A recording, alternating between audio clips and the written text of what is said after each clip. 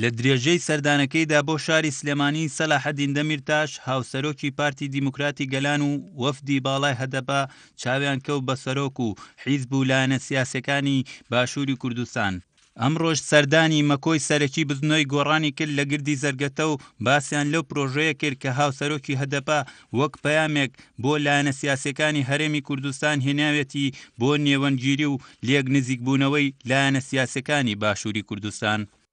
و ئەوانیش بە هەمان شێوە جەختیان لەوە کردەوە کە هەموو بەشەکانی کوردستان تایبەتمەندی خۆیانیان هەیە، بەڵام زۆر گرنگە لەم هەلومەرجەی ئەمڕۆ لە ڕووی نێودەوڵەتی و لە ڕووی ناوچەکەوە کە بۆ کورت هاتووەتە پێشەوە هێز و لایەنە سیاسیەکان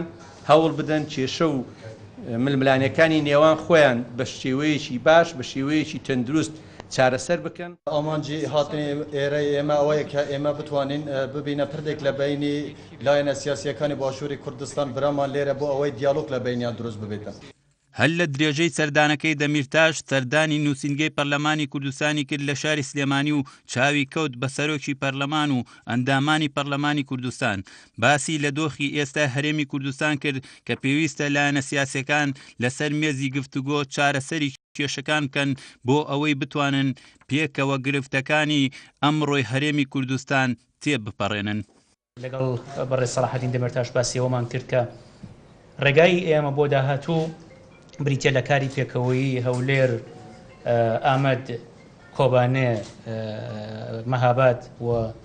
شارەکانی تری کوردستان واتە بەکاری پێکەوەی هەمومان ئەتوانین بگەینە ئامانج و پێویستە کات تێکەڵبوونی خوێنی ڕۆڵەکانمان لە هەر چوار پارچە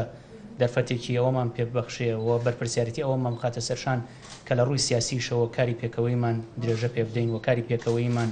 بەرەوە ئامانجێک بگەێنین کە ڕەنگە کۆنگرەی نەتەوەیی ببێتە هۆیەوەی کە دەرفەتێکی وا بڕەخسێنێ ببینە خاوەنی استراتیژێکی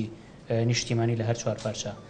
سەردانەکەی سەلاحەدین دەمیرتاش و وەفدی باڵای هەدەپە بۆ هەرێمی کوردستان و سەردانیکردنی بۆ لای حیزب و لایەنە سیاسەکان کۆتایی پێهات کە ماوەی 4 ڕۆژی خایاند و چەندین دیدار و کۆبوونەوەی گرنگی لە خۆی گرتبوو.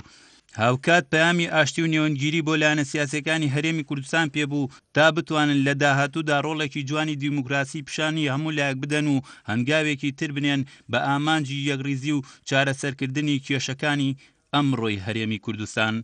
شاخەوان عەبدوڵڵا، بادی